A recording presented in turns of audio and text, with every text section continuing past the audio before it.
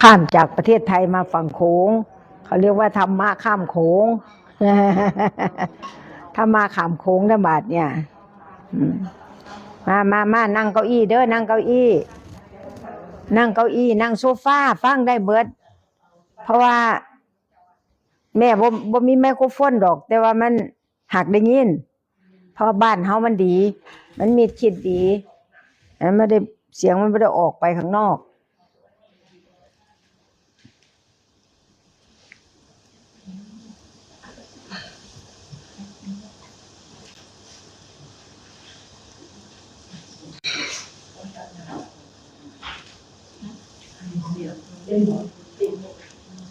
อันสิเอาอันสาวสวยพ่อนไปส่งที่สถานธรรมอยู่เพิ่นสิไปบ่ฮะสิเอาไปส่งแม่สิไปบ่บ่ไปบ้านเพิ่นเมื่อวานบ้านเพิ่นงามงามงามอีหลีได้บ้านเพิ่นมีแต่ไม้หลายๆงามงามคือหลังนี้แหละต่างเตี้ยเตี้ยความหกต่างเตี้ยเตี้ยใช่ไหมเตี้ยใช่ไหมเพลงนั้นมันจะลื่น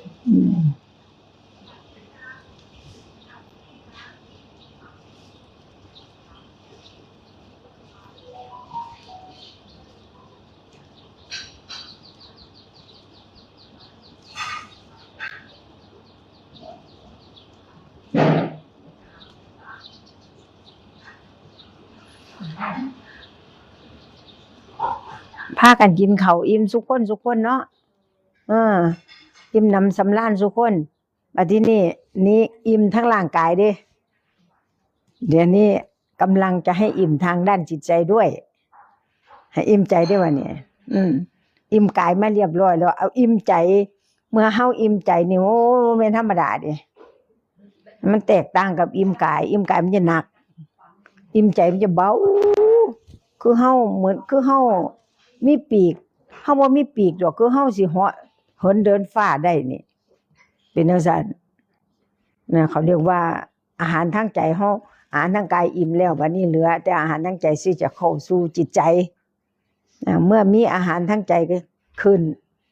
เฮาก็สิได้เห็นรสชาติของโอ้ที่คุณแม่เพิ่นว่าอิ่มใจมันเป็นจังซี่อิ่มกายมันหนักกินหลายๆเอาไปเมาง่วงนอนแล้วบัดเดี๋ยวอิ่มกายเด้แต่อิ่มใจเนี่ยมันบ่เป็นอิ่มใจแฮงเบามันคือเฮาบ่เคยมีปีกก็ปานว่าเฮามีปีกมันสิเหาะสิบินผู้ใดบ่แม่นธรรมดาเด้จิตของเฮาสงบร่มเย็นได้จิตของเฮาฟังบ่รู้เรื่องภาชนะบ่หงายขึ้นเข้าใจบ่ภาชนะอันเฮางุ้มตบหมอบไว้จักอีหยังมันสิไปข้างน้ำไหลสิไปเข้าใส่มันก็ไหลหนีเบิดนี่คือน้ำอัดน้ำท่าพระพุทธเจ้ามันไหลหนีเบิดเพราะภาชนะเฮาบ่คือใจเฮาเนี่ยใจคือภาชนะที่จะรองรับน้ำอัดน้ำธรรมพระพุทธเจ้าคันเปิดใจกว้างรับฟังน้ำอัดน้ำธรรมก็สิไหลเข้าสู่จิตใจอย่างต่อเนื่องถ้าน้ำอัดน้ำธรรมไหลเข้าสู่จิตใจอย่างต่อเนื่องเฮาก็สิเห็นเด้เฮาสิเห็นความสงบของใจขณะที่เฮาฟังธรรมมีสมาธิในการฟังถ้าเฮาบ่มีสมาธิในการฟังเฮาสิบ่ได้หยังเลยบ่ได้อีหลีหรอเด้ฟังไปซื่อๆบ่รู้เรื่องซับฟังไปแล้วจักเพิ่นเว้าอีหยังบ่รู้เรื่องซ้ำจักอย่างนี่คือเฮาบ่เข้าใจบ่ตั้งใจฟังเพิ่นถึงบอกว่าการฟังธรรมมันมีอานิสงส์หลายอย่างอานิสงส์5อย่างพุ่นผู้ใดเคยได้ยินได้ฟังจำได้บ่มีบ่อานิสงส์5อย่างในการฟังธรรมพระพุทธเจ้าข้อที่1มี5ข้อจำไม่ดีเด้อข้อที่1จำไว้ซื่อๆดอกบ่ไปเฮ็ดหยังดอกเอามาปฏิบัติเจ้าของแหละข้อที่1อันไหนสิบ่เคยได้ยินได้ฟังจักเทื่อเฮาก็ได้ยินได้ฟังเฮาตั้งแต่เฮาเกิดมาจนเฒ่าจนอายุปานนี้บ่ได้ยินจักเทื่อเฮาสิได้ยินได้ฟังเด้แนวใดที่เฮาบ่เคยได้ยินได้ฟังเฮาสิได้ยินได้ฟังข้อที่2ได้ยินได้ฟังแล้วแ แต่ว่าบ่เข้าใจพอมาฟังอีกอย่างเช่นมาฟังแม่อธิบายให้ฟังอีกรอบ2ครั้งที่2โอ้ยเข้าใจแล้วบัดเนี่ยแน่ข้อที่2มันเข้าใจข้อที่3หายสงสัยเลยบัดนี้ฟังไปเรื่อยๆหายสงสัยซ้ำเข้าใจลึกซึ้งเข้าใจอันนั้นเนี่ยเป็นเพิ่นอธิบายเพิ่นเลยโอ้เข้าใจแล้วบาดนี่เขาเอิ้นว่าเข้าใจพอเข้าใจแล้วก็เฮ็ดอีหยังก็สร้างเพิ่นเฮ็ดอีหยังก็สร้างเฮาเฮ็ดทั้งอัดทั้งทำทั้งโลกทั้งสงสารมันสิเฮ็ดทำความเห็นของเฮาให้ถูกต้องเลยบาดนี้ถูกต้องแม่นยำตลอดบ่มีผิดนี่เขาเอิ้นว่าฟังธรรมข้อที่4เฮ็ดหยังก็บ่ผิดเพราะทำความเข้าใจถูกต้องเบิดบาดที่นี่อันดีที่สุดมีอันนึงได้บาดอันข้อที่สุดท้ายเนี่ยพวกเฮานั่งฟังอยู่นี่ถ้าเฮาเข้าใจไปเบิดแล้วเฮาก็นั่งฟังน้ำอัดน้ำธรรมก็สิไหลเข้าสู่จิตใจของเฮาจิตของเฮาก็สิเป็นสมาธิแล้วบาดนี้สมาธินี่มหาเศรษฐีซื้อบ่ได้มีเงินหมดโลกน่ะก็ซื้อบ่ได้เฮาจะต้องเฮ็ดเอาเองคือจังเฮานี่ขณะนี้กำลังเฮ็ดของเจ้าของนี่เขาเรียกว่าข้อที่5จิตของผู้ฟังย่อมสงบผ่องใสนี่อานิสงส์ตัวนี้เงินเท่าใดก็ซื้อบ่ได้เฮ็ดได้จากตัวของเฮาเองเฮารับฟังแล้วเฮาเข้าใจข้อที่1ข้อที่2นี่เฮาบ่ได้ยินได้ฟังเฮาก็ได้ยินได้ฟังเข้าใจหายสงสัยทำความเห็นให้ถูกต้องแล้วจิตของเฮาก็สงบผ่องใสไปเลยนี่คือการฟังธรรมต้องฟังให้มันเป็นหันฟังบ่เป็นหลังจากแม่เว้าธรรมะจบเรียบร้อยเอาผู้ใดสิถามอีหยังก็ให้ถามมาบ่เข้าใจอันใดเด้อคุณแม่ถามอันนั้นอันนี้แน่พอลูกๆบ่เข้าใจลูกๆก็เป็นทำมาหากินเป็นปุถุชนคนธรรมดาอยู่บ่ได้เป็นพระอริยบุคคลอันบ่เข้าใจอีหยังให้ถามแม่ได้ให้ถามได้ทุกคนคันแนวใดเฮาสงสัยอยู่ทุกคนเฮาบ่แม่นพระอรหันต์มันจะต้องสงสัยทั้งนั้นแหละเพิ่นบ่สงสัยจักเม็ดคือพระอรหันต์พระพุทธเจ้าพระอรหันต์ท่านบ่สงสัยเพราะท่านเรียนรู้มาจนจบบ่แม่นเรียนคัมภีร์เด้บ่แม่นไปอ่านหนังสือพระไตรปิฎกเด้อันพวกเฮาตื่นเต้นนำพระไตรปิฎกเล่มพระไตรปิฎกซื่อๆน่ะ40กว่าเล่มน่ะแล้วนึกว่ามันสุดยอดมันบ่แม่นเด้อันนั้นซื่อๆเด้มันเป็นความรู้ของพุทธเจ้าซึ่งพระองค์ประทานไว้ในพระไตรปิฎกพระองค์ประทานไว้บาดที่นี่เพิ่นบ่ได้แจงละเอียดละออจากคือพวกเฮาพิจารณาร่างกายและจิตใจของเฮาเนี่ยกายมันก็เป็นอันนึงนี่มันก็เป็นรูปดินน้ำลมไฟเนี่ยทุกคนมันมีกายแล้วก็มีธาตุ4ก็คือดินน้ำลมไฟก็เป็นรูปกายหลังจากนั้นกันนามธรรมคือความสุขเขาก็เอิ้นนามธรรมความทุกข์ก็เอิ้นนามธรรมอยู่ซื่อๆก็นามธรรมนี่เขาเรียกว่าเวทนา3นี่เขาเรียกว่ามันเป็นนามธรรมบาดที่นี่ความจำได้หมายรู้เฮาจำได้มาตั้งแต่เป็นเด็กน้อยเฮาก็จำได้ทุกอย่างแม้แต่สุขแต่ทุกข์อยู่ซื่อเกิดขึ้นแล้วก็ดับไปเกิดขึ้นแล้วก็หายไปแม้แต่ความจำมาตั้งแต่เป็นเด็กน้อยก็หายไปขึ้นจากจำขึ้นมาใหม่มันก็จำขึ้นมาใหม่นี่เขาเรียกว่าสัญญาตัวสังขารเนี่ยก็คือความคิดความปรุงดีปรุงชั่วปรุงบุญปรุงบาปปรุงอนาคตอดีตอนาคตมันปรุงในเบิดนี่คือความคิดความปรุงนั่นก็เป็นขันธ์หนึ่งเวทนาเป็นขันธ์หนึ่งสัญญาขันธ์หนึ่งสังขารขันธ์หนึ่งแล้ววิญญาณบาดนี้วิญญาณคือตาเฮาเห็นรูปเห็นวัตถุสิ่งของเห็นสัตว์บุคคลเห็นหยังก็สร้างตาเห็นรูปหูได้ยินเสียงจมูกดมกลิ่นลิ้นชิมรสกายสัมผัสเหล่านี้เขาเอิ้นว่าอายตนะภายนอกภายในมันกระทบกันตามันเป็นอายตนะภายใน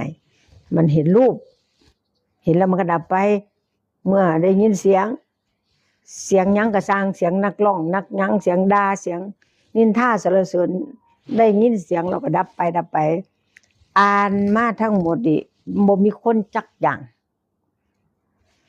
เข้าใจว่าบ่มีสัตว์บุคคลบ่มีตัวบ่มีตนบ่มีเรามีเขาที่เว้ามาทั้งเบิดนี่ไม่ได้รูปเวทนาสัญญาสังขารวิญญาณ5อย่างเนี่ยพระพุทธเจ้าถึงบอกว่าอันนี้อย่าไปแตะต้องมันอย่าไปยึดว่าสิ่งเหล่านี้เป็นตัวเรา ถ้าเราไปยึดเอาสิ่งเหล่านี้เมื่อไหร่เราจะเกิดความทุกข์ขึ้นทันทีเพราะมันบ่แม่นมันบ่เป็นตัวเป็นตนคันแม่นตัวเป็นตนให้โอ้ยผู้ใดสิอยากแก่เนาะเฮามักเฮาเป็นสาวอยู่เฮาก็อยากเป็นสาวอยู่ตลอดเฮาบ่อยากแก่อันนี้เมื่อเฮาบ่อยากแก่เฮาก็สิบอกว่าบ่อยากแก่บ่อยากแก่อยากเป็นสาวจังซี่ได้บ่มันบ่เป็นตัวตนเฮาบ่สามารถที่สั่งมันได้มันไม่เป็นตัวตนของเฮาเด้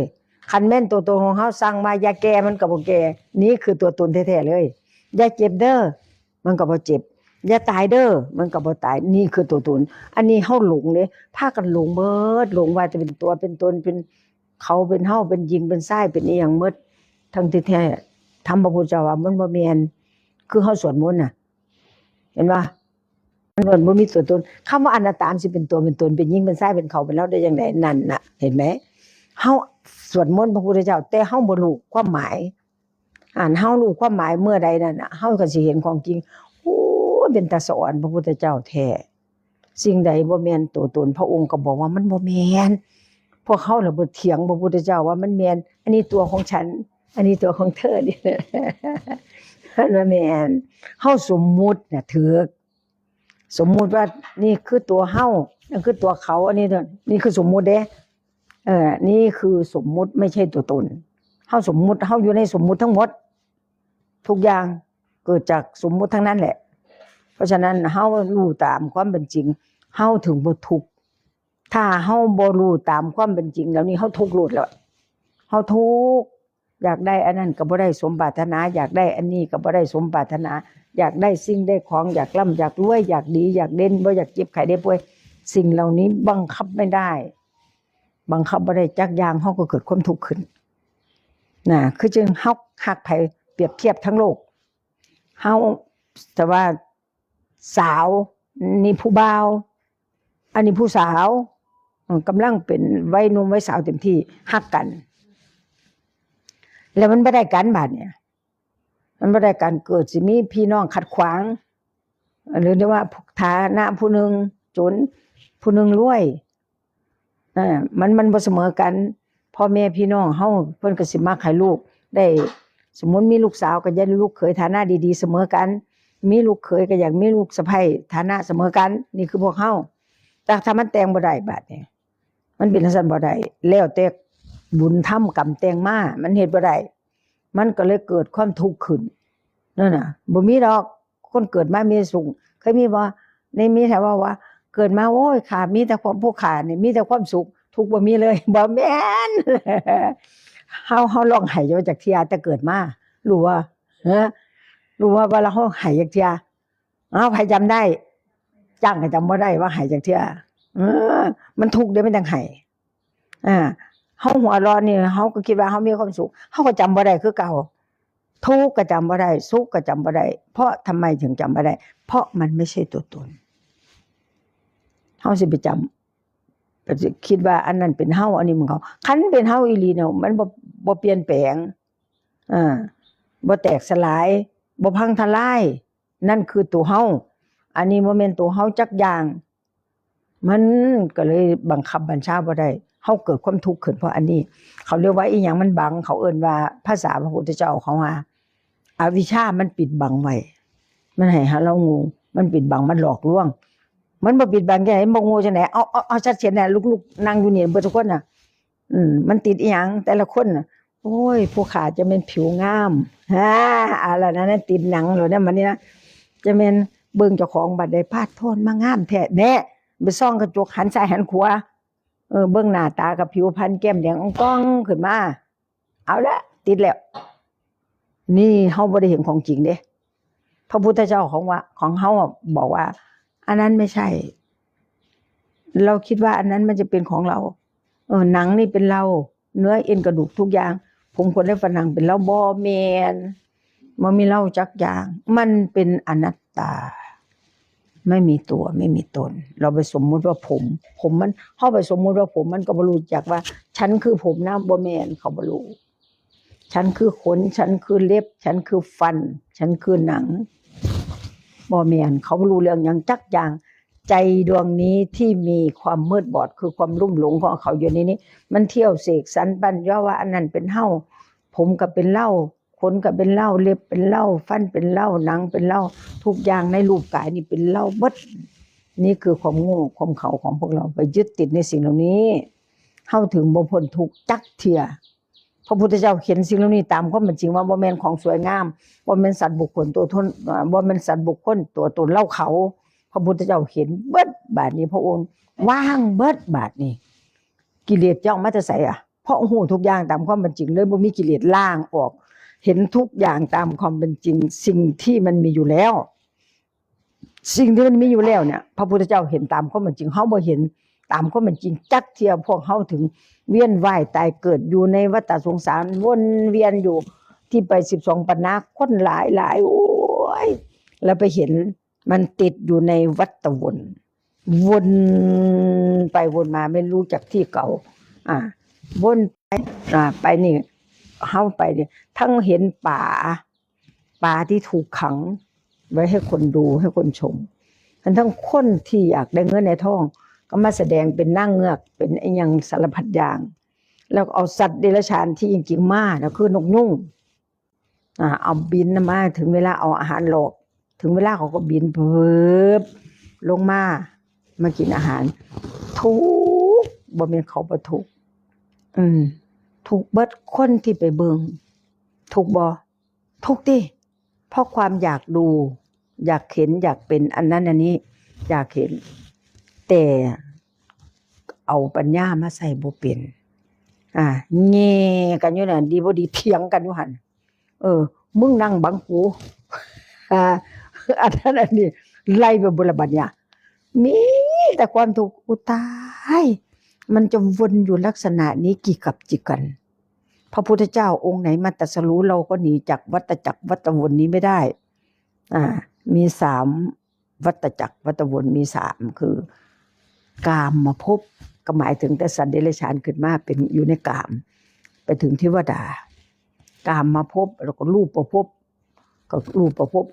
ก็หมายถึงอยู่สันพรหมพวกนี้เพิ่นบ่มีความทุกข์เกี่ยวกับกามมากมายแต่ยังไม่หมดกิเลสเบิดบุญจากพรหมโลกแล้วก็ลงมาตกนรกก็ได้อีกเมิดบุญจากสวรรค์สั้น6สั้นย่างลงมาตกนรกได้อีกย่างมาเกิดเป็นมนุษย์อีกย่างไปเป็นสัตว์เดรัจฉานได้อีกย่างไปเป็นเปรตอีกนี่นะวนอยู่ในวัฏสงสารเราไม่มีทางที่จะหนีได้เมื่อเราได้ยินได้ฟังคำสอนพระพุทธเจ้าเก็บเอามาบาดนี่เก็บเอามาประพฤติปฏิบัติเห็นทุกอย่างอย่างพระพุทธเจ้าเห็น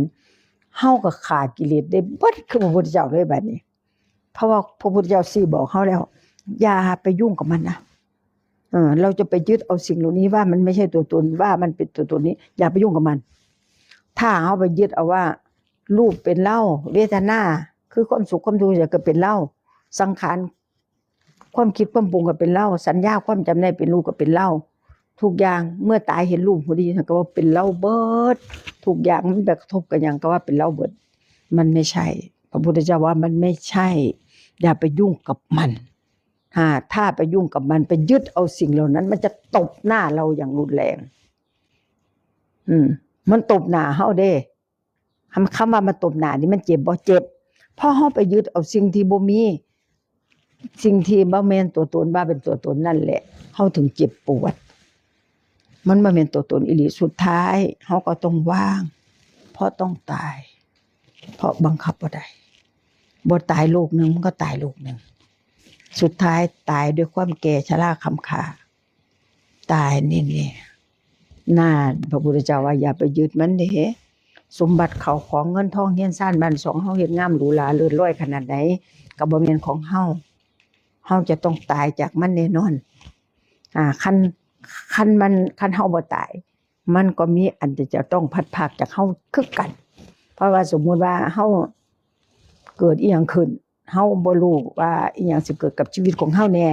เพราะเฮาอยู่ใต้กฎอนิจจังทุกขังอนัตตา3อย่างนี้เฮาอยู่ใต้กฎอนิจจังทุกขังอนัตตาเฮาบ่สามารถที่จะบังคับบัญชามันได้สักอย่างเขาจะเกิดความไม่เที่ยงเกิดขึ้นมันก็เกิดได้ความเป็นทุกข์เกิดขึ้นมันก็ได้แต่เวลา ความเป็นทุกข์เกิดขึ้นแล้วมันหลังจากนั้นมันก็บ่แม่นโตแม่นตนเกิดได้ตลอดเวลาเฮาก็ยังบ่เห็นเนี่ยเฮาอยู่ใต้กฎอนิจจังแต่เราเฮาบ่เห็นเพราะว่าเฮาบ่มีปัญญาถ้าเฮาฟังพระพุทธเจ้าเรียบร้อยแล้วเฮาสิรู้จักว่าอนิจจังทุกขังอนัตตาด้วยปัญญาถ้าใครมองเห็น3อย่างนี้ด้วยปัญญาคนนั้นไม่ทุกข์เลยเพราะว่าอะไรเกิดขึ้นมันต้องเป็นอย่างนี้เพราะเราอยู่ใต้กฎอยู่ในกามภพมันจะต้องเกิดอะไรขึ้นเปลี่ยนแปลงแปรปรวนแล้วก็แตกสลายพังทลายไปได้อันนี้คือเขาเห็นความจริงเด้พวกนี้เขาเห็นด้วยปัญญาเขาเลยบ่ทุกข์มันจะตายตอนไหนได้เลยเพราะบังคับบัญชาไม่ได้ไม่ให้ตายไปได้มันจะเก็บอะไรได้เลยมันสามารถเจ็บได้มันสามารถแก่ได้ตายได้บัดทุกคนเนี่ยถ้าผู้ใดเห็นนี่น่ะก็เลยบ่ยึดมั่นถือมั่นอันนั้นของเฮาอันนี้ของเฮาตัวนี้ของเฮาเพิ่นบ่ยึดบาดนี้เมื่อเพิ่นบ่ยึดเพิ่นก็บ่ทุกข์แล้วบาดนี้เฮายึดเบิดเฮาถึงทุกข์ ฮู้จักบ่เมื่อเฮายึดเบิดเฮาก็ต้องทุกข์เมื่อเฮาบ่ยึดจังพระพุทธเจ้าเฮาบ่ยึดจักอย่างเพราะพระองค์พิจารณาสิ่งเหล่านี้น่ะที่มีเกิดเนี่ยมีธาตุ4ขันธ์5อายตนะเหล่านี้น่ะเพิ่นรู้เบิดตามความเป็นจริงเมื่อเพิ่นรู้ในรูปกายอันนี้ทั้งหมดแล้วเพิ่นก็รู้ของภายนอกเบิด3แดนโลกธาตุรู้เบิดพระพุทธเจ้าพระองค์ถึงไม่ยึดมั่นถือมั่นสิ่งใดวางหมดบ่มีอีหยังให้เพิ่นยึดกิเลสจะมาแต่ไสบัดนี้เมื่อยึดเมื่อไหร่นั่นแหละคือกิเลสโลภเมื่อไหร่นั่นแหละคือกิเลสโกรธเมื่อไหร่นั่นแหละคือกิเลสแล้วหลงเมื่อไหร่ทุกอย่างนั่นแหละคือกิเลสทั้งหมดพระพุทธเจ้าของบ่มีเพราะรู้เบิดทุกอย่างตามความเป็นจริงหมดแล้วก็เลยบ่มีกิเลสเอากิเลสตัวใดไปหลอกไปลวงต้มตุนมันเอามาให้แล้วเนี่ยเพราะมันเป็น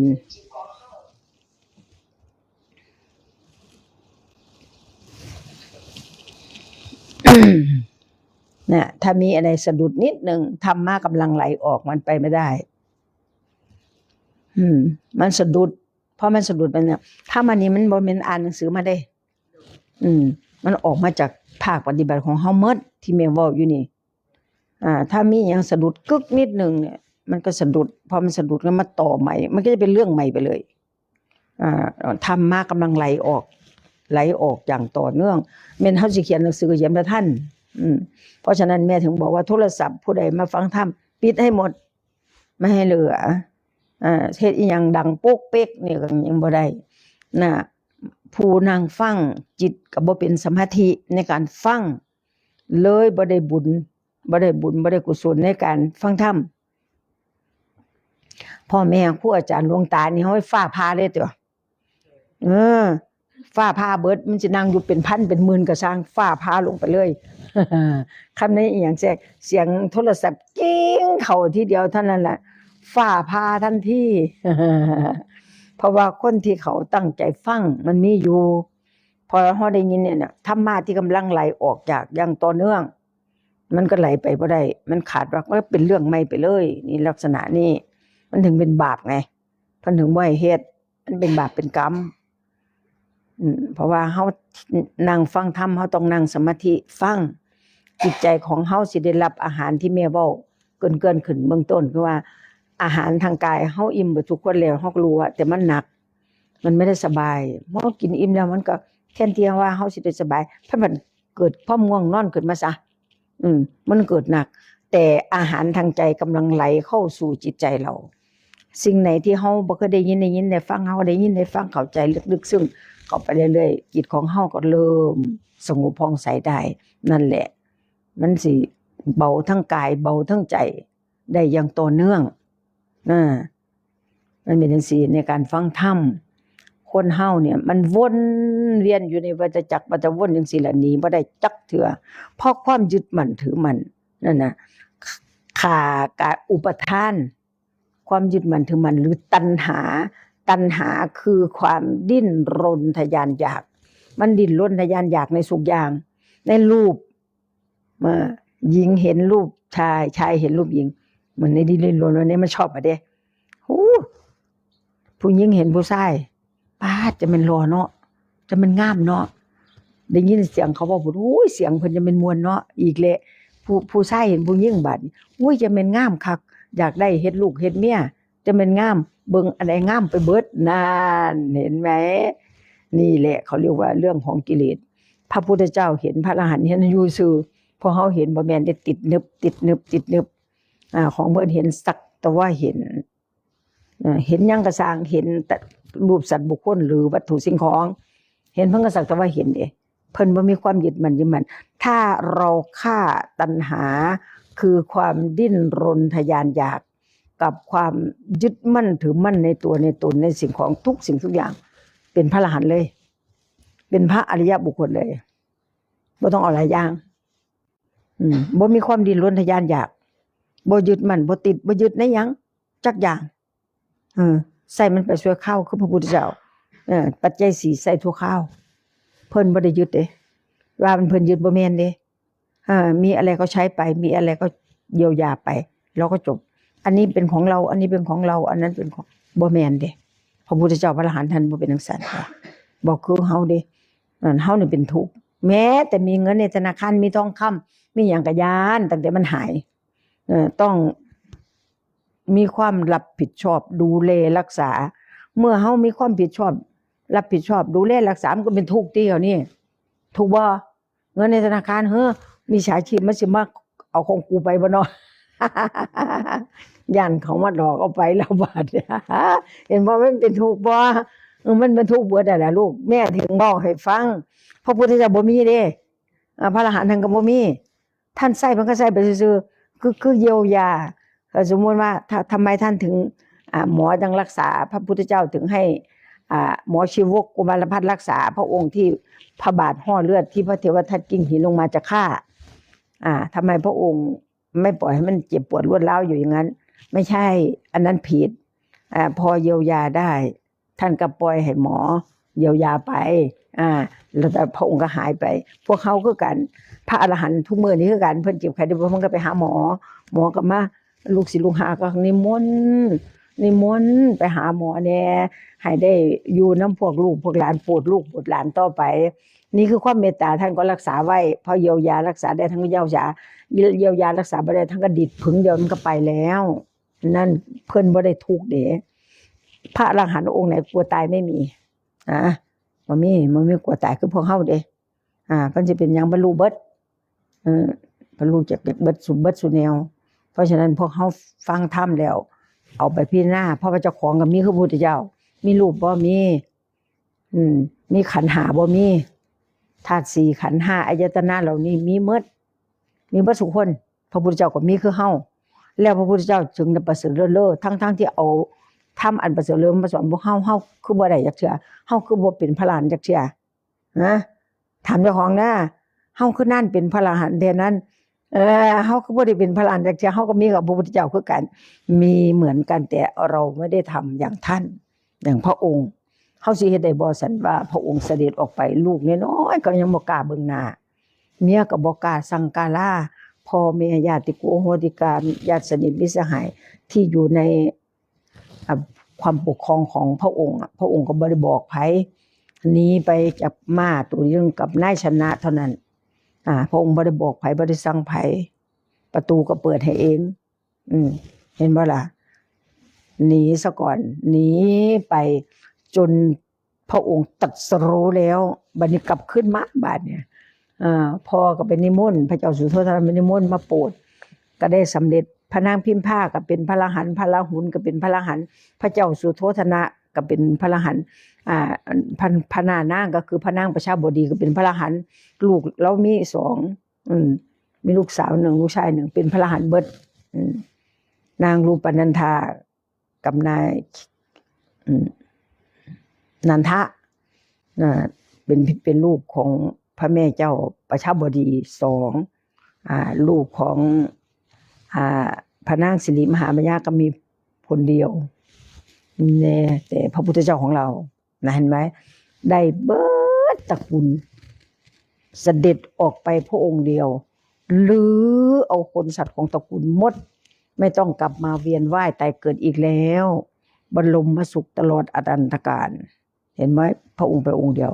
แล้ววันนี้โปรดพุทธบริษัททั้งหลายมาจนถึง 2,000 กว่าปีแล้วมาจนถึงพวกเขาเนี่ยนี่คือความทรงมีพระเมตตาสุดส่วน หาประมาณบ่ได้เฮาได้รับฟังบ่แม่นว่าเฮาบ่เห็นสรีระนี่คือดินน้ำลมไฟรูปเวทนาสัญญาสังขารธาตุ4ขันธ์5อายตนะของพระพุทธเจ้านั่นบ่แม่นพระพุทธเจ้าเด้พระพุทธเจ้าแท้คือธรรมพระธรรมทววินัยอันบริสุทธิ์ที่แสดงให้พวกเราได้ยินได้ฟังอยู่ตรงนี้นั่นคือพระพุทธเจ้าแท้เพราะฉะนั้นเฮาบ่ต้องไปน้อยเนื้อต่ำใจว่าบ่เห็นพระพุทธเจ้าบ่แม่น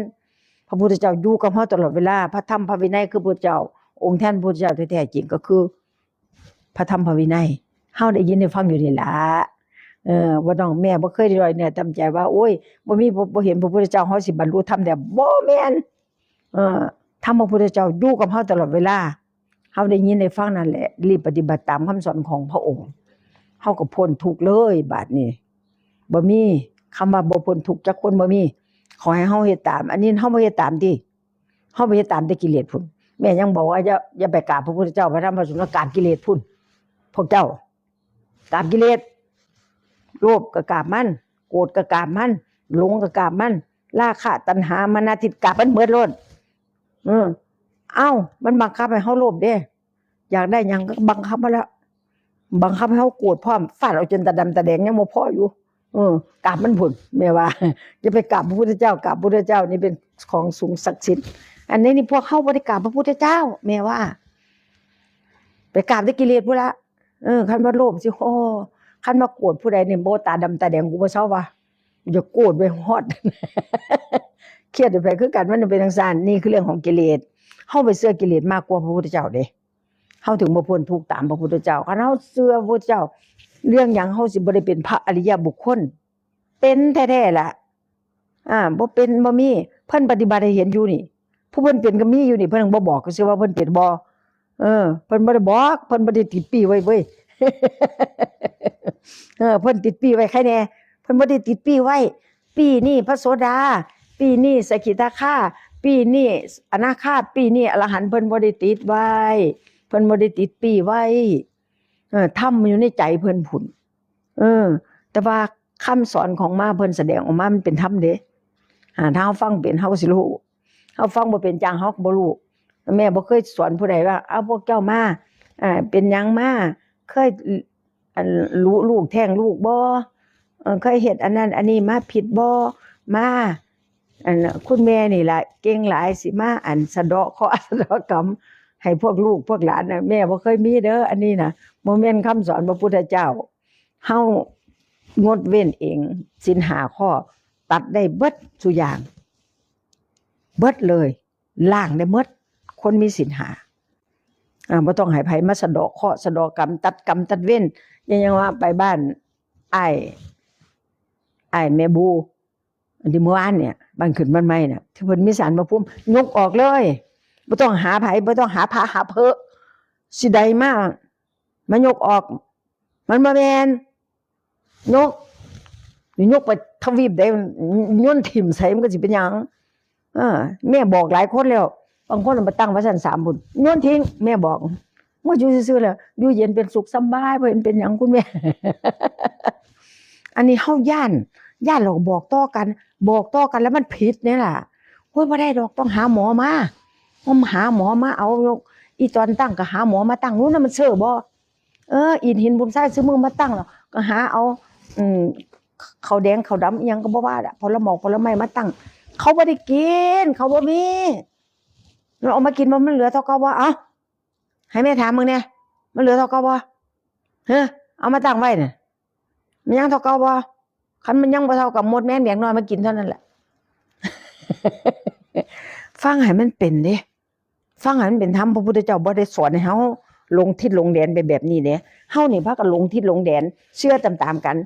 คนที่บ่มีอันพุ่นมันตัวหาเงินเลี้ยงลูกทั้งนี้หมอดูหมอเดานี่ตัวเบิดมันบ่แม่นพระอรหันต์สิรู้ได้จังไดมันนอนเบียดลูกเบียดเมียเบียดลูกเบียดผัวมันอยู่มันบ่เป็นพระอรหันต์จังได๋มันเขาสิมาบอกถูกมันเอาในคัมภีร์พุ่นน่ะเอาในคัมภีร์ว่ามันก็มีแต่ชื่อมันแหละของจริงไม่มีมาตัวเอาเงินเอาทองพวกโง่ก็ไปแล้วโอ้ยหมอตรงนั้นน่ะเว้าถูกตั้งขี้แท้เขาเก็บสถิติเอาไว้เขาเบิ่งตามสถิติของมันผู้นั้นมาดูมันทุกข์มาเขาถามซะก่อนเด้เป็นหยังมามันถาม มันบ่เบิ่งให้รถดอก เป็นหยังมาเป็นหยังมาเป็นหยังมาเป็นหยังมาเว้าให้เขาฟังแล้วบาดเนี่ย หรือว่ามันเก่งยังไงพระพุทธเจ้าไม่ได้ถามไม่ได้ถามเลยพระอรหันต์ท่านก็ไม่ถาม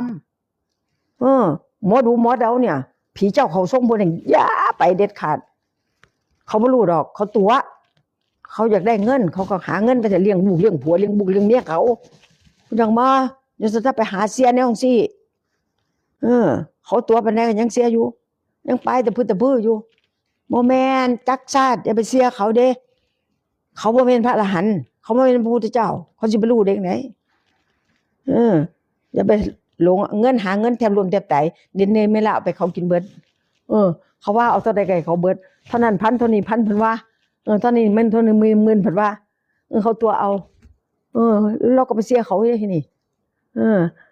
มาสะเดาะเคราะห์เด้อเพิ่นว่าไปเฮ็ดแท้งลูกมาแล้วมันบาปมันเป็นบาปมาสะเดาะเคราะห์มาตัดกรรมอาตมาสิตัดกรรมให้ว่าดิเฮ้ยมันบ่มีหรอกมันเป็นคำสอนพระพุทธเจ้าไม่ใช่คำสอนของเราไอ้เรื่องสะเดาะเคราะห์สะเดาะกรรมตัดเวรไม่ใช่มีแต่พระพุทธเจ้าไม่ให้เราละเมิดในการพระองค์ทรงบัญญัติศีลทุกตัวเอาไว้ให้พวกเธออย่าละเมิดให้ปฏิบัติตามศีลที่ทรงบัญญัติไว้มานี่เฮาอยู่เย็นเป็นสุขแล้วคือแม่บอกว่าคนมีศีลมีความสุขคนมีศีลมีสมบัติเขาของเงินทองเยอะแยะคนมีศีลพูนไปฮอดพระนิพพานได้พระพุทธเจ้าระวางฉันคุณแม่พูดถึงเรื่องน้ำมนต์ด้วยเห็นพุทธวจนะบอกว่าน้ำมนต์นี่จริงใครบอกเห็นว่าพุทธวจนะเราอ่านมาซื่อๆเราบ่ได้ปฏิบัติเราอ่านมาในคัมภีร์นี่เพิ่นบางคนจดจารึกหลวงตาเฮาบอกว่าผู้ที่จดจารึกใหม่ๆขึ้นมาเรื่อยๆเนี่ยเอากิเลสเจ้าของเข้าไปเด้เอากิเลสเจ้าของแทรกเข้าไปในคัมภีร์น่ะกิเลสเจ้าของบ่เป็นพระอรหันต์จดจารึกเด้ถ้าเป็นพระอรหันต์จดจารึกทั้งหมดเนี่ยไม่ผิดเลยมาเอากิเลสเจ้าของแทรกเข้าไปสิบ่ว่าบ่มีจังไดตั้งแต่ครั้งพุทธกาลแต่พระพุทธเจ้าของเฮาเนี่ยสิบ่เกิดเมืองไผ่สาลีคือเมืองอย่างนี้แม่ก็จำชื่อบ่ได้นั่นแหละที่เกิดภัยพิบัติมากมายเอาเหตุจังได๋ก็บ่ได้มีแต่คนตายมีแต่ผีขึ้นเต็มไปหมดพระนี้นิมนต์พระพุทธเจ้าไปน้ำพุทธมนต์พระพุทธเจ้าสวดรัตนสูตรนะยังกินจิวิตังอิทวาหุลังวาสักเกสุวายังรัตนังปณิดังนาโนสมังอธิตถาคเตนะอิทัมปีพุทเทรัตนังปณิตังเอเตนะสัจจนะโสหันตุหลังจากเริ่มยังกินจิเนี่ยให้จุดเทียนเพื่อจะทำน้ำพุทธมนต์มันมีจังไดมีมาแต่ครั้งพุทธกาลเรามาบอกซื่อๆเด้เราบ่ได้มีอีหยังเด้เห็นบ่เรื่องของเราดังขึ้นมาเนี่ยมันบ่ได้เปิดอีกสักหน่อยเขาสิเก็บไว้เขากำลังหาข้อมูลอีกสักหน่อยก็ล่มตามแล้วเขาฟังเนี่ยนั่นละมันบ่แม่นคือหลวงตาเฮาเด้หลวงตามหาบัวหลวงปู่หมันบ่แม่นเด้พระอรหันต์อีหลีเด้อันนั้นปลอมเด้อมีแต่ปลอมเท่านั้นแหละว่าเจ้าของเป็นพระอรหันต์นี่ตั้งแต่ศีล8เพิ่นก็บ่ให้ต่อมือเด้จับของนี่ใส่นี่ยืนปั๊บผู้หญิงก็ยืนปั๊บให้กูก็จับเอาไปเลยยืนปั๊บแล้วกูจับไปเลยโอ้ยพระพุทธเจ้าพระอรหันต์เฮาตั้งแต่ศีล8สำเร็จเป็นพระอนาคามีแล้วศีล8มาพร้อมเลยบัดนี้สมมุติว่าผัวกับเมียอยู่นำกันเนี่ยอยู่นำกันฮักกันแพงกันนี่พอผัวไปฟังธรรมพระพุทธเจ้าเกิดสำเร็จเป็นพระอนาคามีคำขึ้นว่าเมียสิจูงแขนไม่ได้หยุดเมียสิตักเขาให้ไม่ได้เธอจะมาทำแบบนี้ไม่ได้หยุดตะกี้ก็ตักเขาให้อันนั้นนี่ให้เอาอันนั้นให้อันนี้ให้นั่นเห็นไหมมันบ่แม่นแล้วตัวคนแนวใดมันง่ายคันบ่มีผ้ารองรับเขาเอาหยังมาถวายจังได๋ค่อยสิได้ว่าซั่นละว่าคือกฤษละว่าบ่มีผ้ารับไปเฮ็ดไดมันก็รับไปต่อมือตัวหรือว่าถ้าไปต่อมือสิหรือว่าคันซั่นสิได้ติหรือว่าโอ้โหแม่บ่เคยฟังเราจักเที่ยเลยไม่มีข่าวพวกนี้พวกไหนที่เขาเบิ่งเขามาให้แม่เบิ่งโอ้ยอย่าเมาแม่มันหิเฝ้านี้แม่มันบ่แม่น ไปท่องผู้ใดไปเดี๋ยวไปท่องเบิดให้ท่องคัมภีร์เบิดเด็กน้อยไปก็สร้างผู้เฒ่าไปไว้ใดไปก็สร้างไปหาเราให้ท่องคัมภีร์เบิดนั่นนะไปหาหลวงตาเด้อไปหาหลวงปู่หมันเนี่ยเอาดูเข้าไปในกายในใจของเราเนี่ยดูทุกอย่างเนี่ยมันมีตัวมีตนมีเรามีเขาไหมถ้ารู้ทุกอย่างตามพยมมันปล่อยมันไม่มีตัวไม่มีตนบังคับบัญชาไม่ได้ดูของเจ้าของนี่แหละธาตุสี่ขันธ์ห้าอายตนะกิเลสพาให้เฮาทำกรรมกิเลสกรรมวิบากกิเลสกรรมวิบากกิเลสกรรมวิบากอดีตก็มากิเลสพาให้เราทำกรรมเมื่อเราทำกรรมแล้วเราก็ได้รับวิบากของมันมาตั้งแต่อดีตก็แม่นอันเดียวกันปัจจุบันนี้ก็กิเลสกรรมวิบากต่อไปอีกข้างหน้าเฮาสิไปเกิดข้างหน้าอันตัวนี้แหละนำไปอันเก่าแล้วเห็นบ่จะเป็นสัตว์เดรัจฉานยังได้เป็นสัตว์นรกเปรตอสุรกายเดรัจฉานมาจนถึงมนุษย์เทวดาพรหมโลกอันเก่ากันเบิดเนี่ยเห็นบ่พระพุทธเจ้าสอนเฮาเพิ่นบ่ได้สอนผิดเพิ่นสอนถูกเบิดเฮาสมควรที่จะกราบคำว่าพุทธังธัมมังสังฆังสรณังคัจฉามิเฮาสมควรที่จะกราบนะสมควรที่จะเสือเฮายังให้เสือพิจารณาแล้วพระองค์สี่มาหาพวกเฮาสี่แต่ของจริงเบิดพระองค์บ่ได้สี่ของปลอมเอาของจริงมาแสดงแต่เฮาฮู้แต่ของปลอม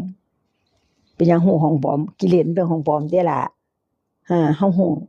กิเลสเป็นของปลอมมันว่าผมสวยมันว่ากิเลสน่ะขนสวยเล็บสวยฟันสวยผิวสวยนั่นกิเลสมันหลอกพระพุทธเจ้าไม่ใช่ผมสกปรกเริ่มแรกสีดำต่อมาเป็นสีขาวถ้าบ่สระมือนึงเป็นได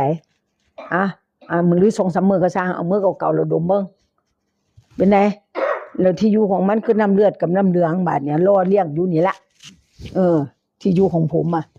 เราอาบไปด้วยเนื้อไข้บัดเนี่ยสกปรกโสโครกนานพระพุทธเจ้าเสียเห็นอย่างเดียวแล้วเห็นเบิดทั้งอาการ32เลยบัดนี้โอ้โหคำสอนพระพุทธเจ้าถูกต้องยิ่งเฮาแกงฮ้อนๆอายหวนๆมันเนี่ยเกิดผมนี่ละรุนลงไปจากกระจุกเอาสดมันสิสดอยู่บ่ผมยาวๆเนี่ยม้วนลงไปนั่นแหละเอาแล้ว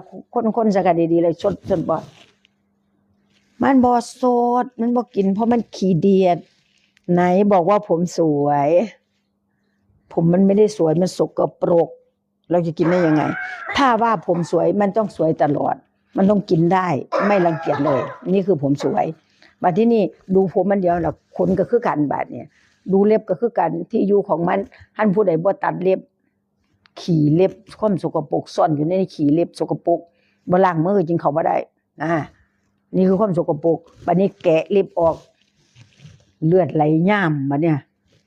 เอาไปย้อนลงในอาหารเอาสดมันก็กินบ่ได้เอาถอนแขวออกมาฟันน่ะกระดูกเนี่ยถอนออกมาเล่มนึงเลือดย่ามออกมาอีกเอาย้อนลงในอาหารก็กินบ่ได้นานเห็นไหมสกปรกหมดไหมไล่ดูเท่านี้เนื้อในหนังบางๆน่ะลอกปึ๊บออกมาเนี่ยเลือดไหลเยิ้มเป็นจังไดพระพุทธเจ้าสอนเฮาสอนให้เฮารู้ของจริงบ่แม่นสอนให้เฮารู้ของปลอมมีแต่ของจริงล่ะผู้ใดอยาก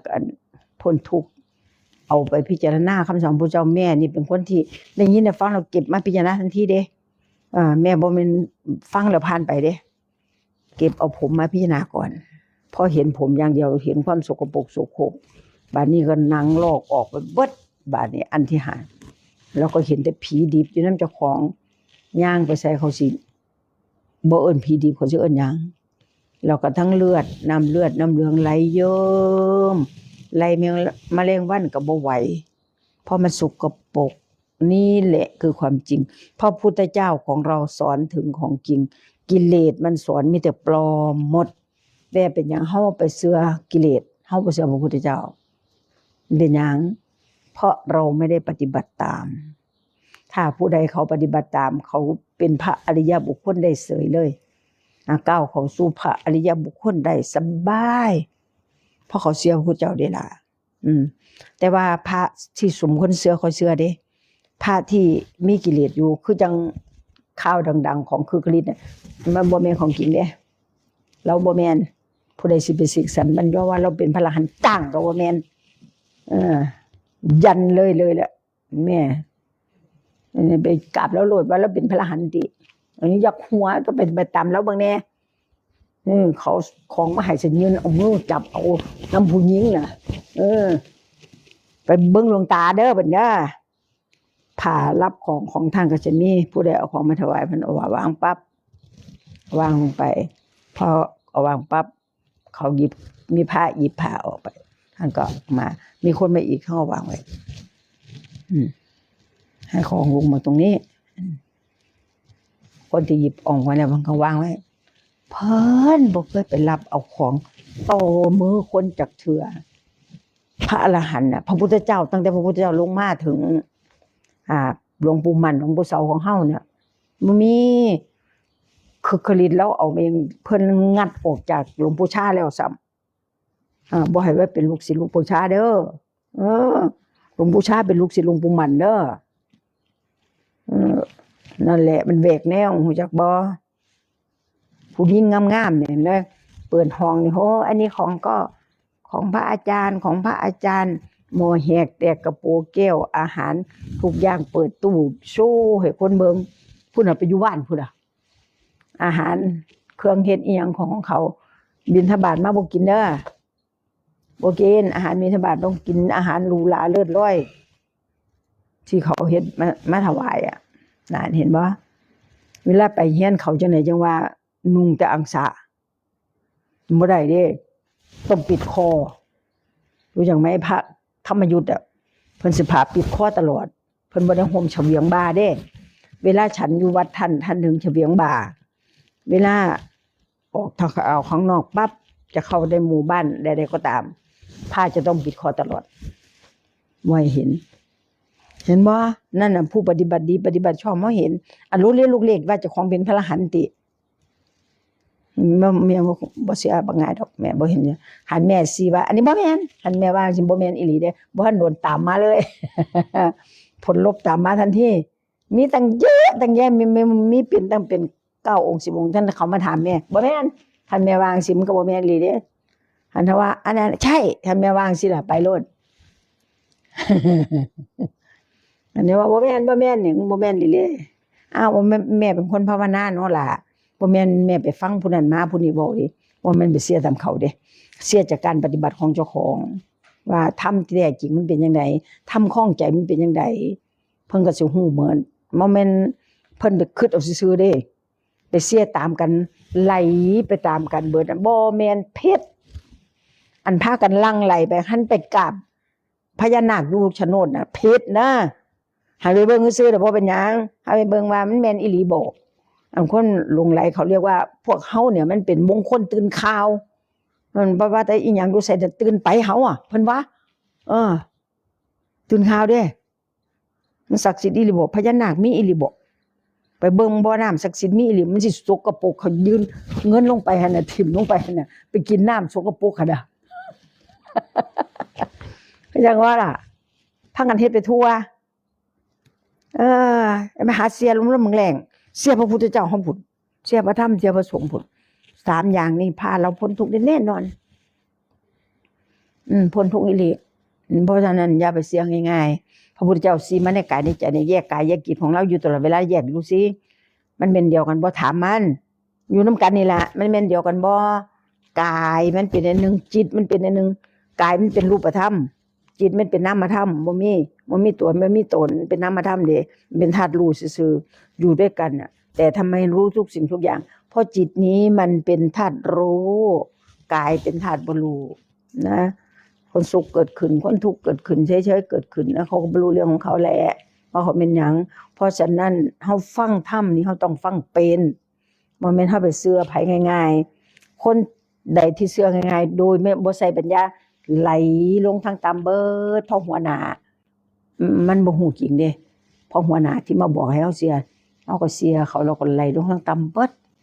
ทางต่ำไปไสคืออบายภูมิทั้ง4เนี่ยเขาเรียกทางต่ำผู้ที่เสียพิจารณาด้วยปัญญาเจ้าของค่อยเสีย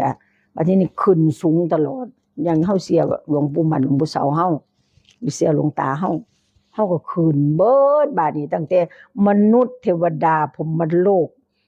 สุทธวาส5ชั้นพระนิพพานไปเลยนะเฮาเสียผู้ที่รู้แจ้งเห็นจริงเด้เฮาบ่ได้เสียคนมาจุงจมูกเข้าไปคือควายเด้บ่ให้จุงจมูกบ่ง่ายดอก ก่อนสิเสียต้องพิจารณาซะก่อนว่าเพิ่นเว้าน่ะมันจริงบ่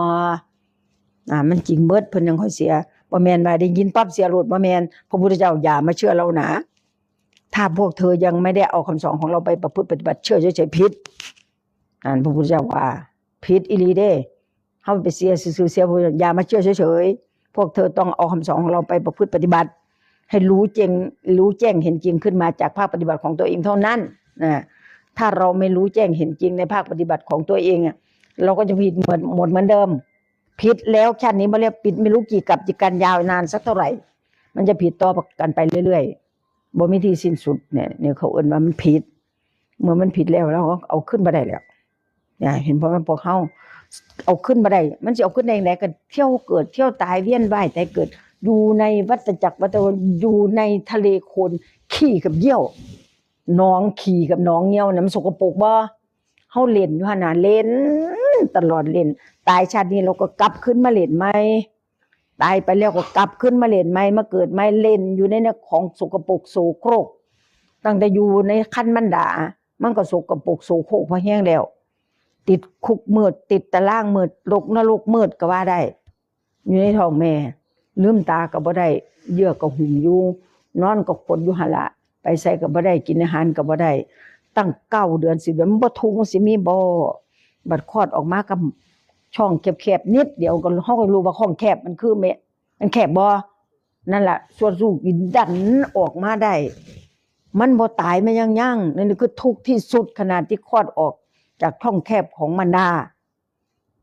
บัดทีนี้มันตกใจมันเนี่ยสามารถคนตกเหว100 โซคนยาวสูงขนาดไหนมันยาวหลายมันเลยตกใจจำยังก็บ่ได้จักอย่างนั่นน่ะออกมาแล้วจำบ่ได้เข้าใจบ่ล่ะเฮายังสิไปวนเวียนเข้าไปในท้องอยู่อีกบ่อยู่ในขี้ในเหี่ยวนั่นอีกบ่เอาพระพุทธเจ้าสอนแล้วบ่เอา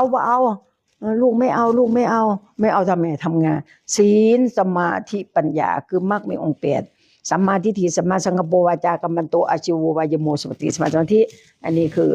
ยาว8อย่างย่อโยนลงมาเหลือศีลสมาธิปัญญามีอยู่กับเราอย่างต่อเนื่องเฮาก็สิเห็นของจริงเราก็ฉลาดไปเรื่อยเฮาบ่โง่ดอกนั่นเห็นไหมเพิ่นคนมีศีลน่ะมีความสุขคนมีศีลมีสมบัติเข้าของต้องไหลมาโดยบ่ต้องโดยบ่ต้องเล่นการพนันขันโตบ่ต้องไปซอกโกงผู้ใดเลยหลังจากนั้นก็ไปนิพพานได้พูนเห็นบ่มันบ่แม่นธรรมดาเด้คนมีศีลมึงลองคนบ่มีศีลมันสิมีเงินบางเที่ยเล่นการพนันเฮียนเบิดมันเนี่ยเบิดเฮียนเอาไปมาเฮียนเบิดเอาไปขี้ดินเบิดซ้ำบาดนี้ไฟใหม่แต่เฮียนเด้อขี้ดินบ่ใหม่ยังมีอยู่พวกไฟใหม่อันนี้บ่แม่นการพนันเอาไปกินเบิดมีเท่าไหร่เอาไปกินเบิดเนี่ยเฮาบ่เสียพระพุทธเจ้าเฮาเสียไผนั่นแหละเพิ่นถึงว่าคนมีศีลแล้วบ่มีจนยังไงก็บ่จนมีแต่เพิ่มทวีคูณขึ้นเรื่อยๆบ่อดอยากขัดแค้นนี่คือคนมีศีลอันคนเราบ่มีศีลมันก็ทุกข์อยู่จังซี่ล่ะอย่าไปเชื่อเขาเด้ออันพวกตัดกรรมตัดเวรสะเดาะเคราะห์สะเดาะกรรมน่ะอย่าไปเชื่อเขาพระพุทธเจ้าอันนี้ไม่ใช่คำสอนของเราพระพุทธเจ้าว่าทันทีเลยเราไม่เคยสอนใครเราไม่เคยไปสะเดาะเคราะห์ให้ใครเราไม่เคยไปตัดกรรมตัดเวรให้ใครนั้นไม่ใช่คำสอนของเราสอนแต่ว่าทรงบัญญัติศีลเอาไว้แล้ว5 ข้อ8 ข้อ10 ข้อ220ปฏิบัติตามตั้งแต่5 ข้อ5 ข้อเป็นประธานของศีล5 ข้อเนี้ยถ้าผู้ใดรักษาหาศีลข้อใด5 ข้อได้ต้อง10,000 ข้อแสนสบายเลยง่ายมากมันยากตรงที่ประธานใหญ่เนี่ยพอหาศีล5 ข้อเนี่ยถ้าไผพาน5 ข้อขั้นพระโสดาบันท่านรักษาศีล5 ข้อได้เท่านั้นแหละเห็นการเกิดดับทุกอย่างท่านถึงเป็นพระโสดาบันก้าวเข้าสู่พระอริยบุคคลได้ถ้าเฮาเฮ็ดได้เราเป็นพระอริยบุคคลคือกันเฮาบ่ทุกข์บ่ยากแม่ยังว่าแม่วอนเราอยู่คนเดียวเราแม่ว่าโอ้ยลูกคือดีแท้อยู่บ้านเฮานี่แหละสร้างบ้านให้เฮาเป็นวัดบ่ต้องมีลูกมีหลานมายุ่งมาเกี่ยวลูกก็บ่มีสามีก็บ่มีไผก็บ่มีญาติพี่น้องมีก็สร้างนั้นอยู่เฮียนใดเฮียนนั้นบ่เกี่ยวกับเฮาอยู่ผู้เดียวนี่เป็นสิ่งที่ดีที่สุดคันผู้ใดอยู่ผู้เดียวได้บ่ต้องมายุ่งเกี่ยวกับไผเงินทองเฮาบ่ได้ใส่หลายกินเฮาก็บ่ได้กินหลายเสื้อผ้าเฮาก็บ่มีหรูหราเลิศร้อยมากมายนั่นแหละเฮาอยู่ได้แบบสบายได้หาทำเขาสิใจซุมื้อ แล้วก็ปล่อยวางเมื่อปล่อยวางแล้วเป็นพระอริยบุคคลได้อยู่คนเดียวบ่ต้องบอกไผสันติโกบอกเองเฮาเป็นพระอริยบุคคลได้เฮาบ่เกี่ยวข้องกับไผเฮาบ่ห่วงหาอาทรผู้นั้นผู้นี้เกิดความทุกข์ความยากขึ้นในจิตใจของเฮาบ่มีเลยเพราะเฮาว่างเป็นเด้พอเห็นทุกอย่างเกิดดับเกิดดับเกิดดับเกิดดับอะไรเกิดขึ้นแล้วไม่ดับไม่มีนั่นแหละพระอัญญาโกณฑัญญะมีดวงตาเห็นธรรมครั้งแรกเพราะว่ายังกินจิสมุทัยธรรมังสัพพันธังนิโรธธัมมันเพราะว่าไม่ว่า ไม่ว่าอะไรเกิดขึ้นดับทั้งนั้นไม่มีเหลือพระอัญญาโกณฑัญญะเห็นแล้วดวงตาเห็นธรรมเป็นพระโสดาบันวันดับแรกในพุทธศาสนาหลังจากนั้นพระปัญจวัคคีย์โกณฑัญญะวัปปะภัตติยมหานามะอสสชิขึ้นมาทั้งองค์ได้เป็นพระอรหันต์หมดเขาเรียกว่ามีพระสงฆ์เกิดขึ้นครั้งแรกในโลกของศาสนาของพระพุทธโคดมเห็นบ่ล่ะเฮาก็ได้ยินแล้วบัดนี้น่ะเฮาก็สิเอาเนี่ยแหละเอาเจ้าของเป็นพระอริยบุคคลนั่นแหละ เอาให้ได้เด้อลูกเด้ออยู่ผู้เดียวเพิ่นขอเป็นลูกขอเป็นลูกแม่แล้วนะหนูภาวนาดีๆแม่ว่านั้น อยู่คนเดียวโชคดีนั่นเนี่ยอีกผู้นึงบ่มีลูกมีผัวจังเม็ดอยู่มันผู้เดียวน่ะเพิ่นสิมาเอาบ่ขอยสิคั่นซักผ้าให้เจ้าขอยสิคั่นเฮ็ดกับข้าวให้เจ้ากินขอยสิคั่นขัดรองเท้าให้เจ้าบ่ข่อยกูอยากไปไสข่อยอยากนอนข่อยก็นอนบ่มีไผว่าอันนี้เฮานอนก็บ่ได้เพิ่นว่าลูกคือแม่กับข้าวให้กินทำไมมันสิว่าว้ายบ่เอาดอกหลาย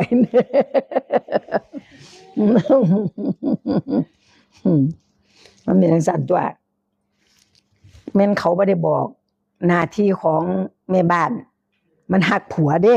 มันก็ต้องมาเฮ็ดให้เขาตัวกังๆอยู่น่ะฮักลูกมันก็แม่เป็นมีมาก่อนนี่ผัวแม่ก็มีนี่ลูกแม่ก็มีนั่นไม่คิดพูดนั่นก็แม่นน่ะ นั่นน่ะมันทุกคนมันเป็นจังซั่น11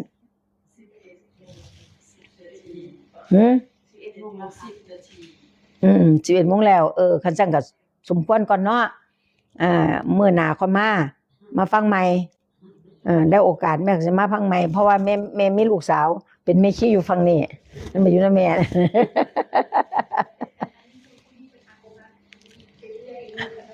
อ๋อ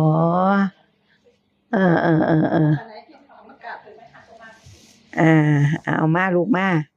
บ่เคยเห็นแม่จักเทื่อเนาะเอามา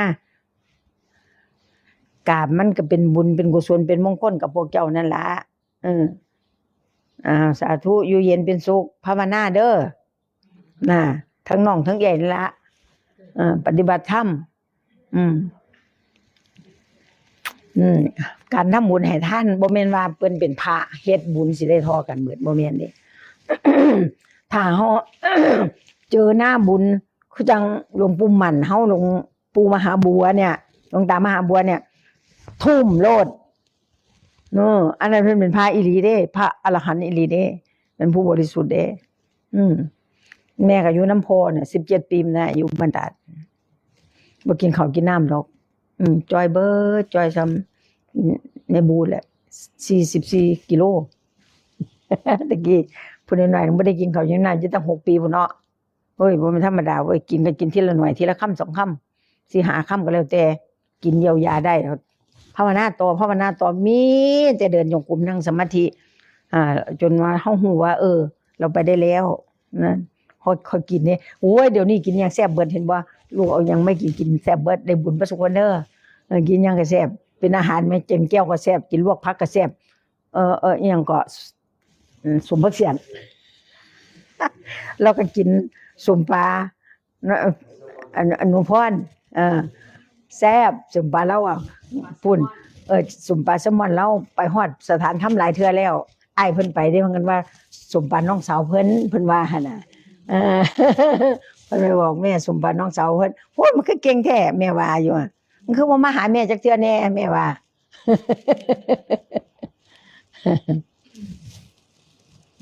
บัดนี้ได้เวลาอันสมควรแล้วเนาะทุกคนก็ได้มากินข้าวอิ่มน้ำสำราญได้ฟังธรรมเรียบร้อยบัดนี้ก็รับพรรับพรสั้นๆยัตถาวลีวหาปุราปริปุเรนติสาครังเอวเมวะอิโตทินังเปตนังอุปกัปปติอิจิตังปฏิตังตุมหังคิปะเมวะสมิจจตุสเพปุเรนตุสังคปาจันโดปนารโสยถามณิโชติรโสยถา สัพพิติโยวิวัจจันตุสัพพะโรโควินัสตุมาเตภวัตบันตรายโยสุขีทีคายุโกภวะอภิวาทนาสีลิสนิจจังวุธาปจายโนจัตตารโอธรรมวัฏันติอายุวันโนสุขังภวังภวตุสัพพมังคลังลักขันตุสัพพเทวตาสัพพพุทธานุภาเวนะสัพพธัมมานุภาเวนะสัพพสังฆานุภาเวนะสัทธาสุถีพระวันตุเตได้บุญหลายๆเอาได้บุญหลายทุกทวนหน้าเด้อบัดที่นี้แม่ก็สิกลับไปสถานธรรมผู้ใดคิดฮอดแม่อยากไปภาวนาไปอยู่นำให้กุฏิอยู่หลังเดียวมีห้องน้ำชักโครกสะอาดสะอ้านมีที่นอนมีทางจงกรมพร้อมนะเลยสำบายบ่มีอีหยัง คุณแม่นิมนต์อยู่นี่บุตรหนึ่งนี่นิมนต์คุณแม่นั่งอยู่นี่บุตรหนึ่ง นั่งอยู่นี่มานั่งอยู่ด้วยสิท่านไปบ้านมีคนพาไป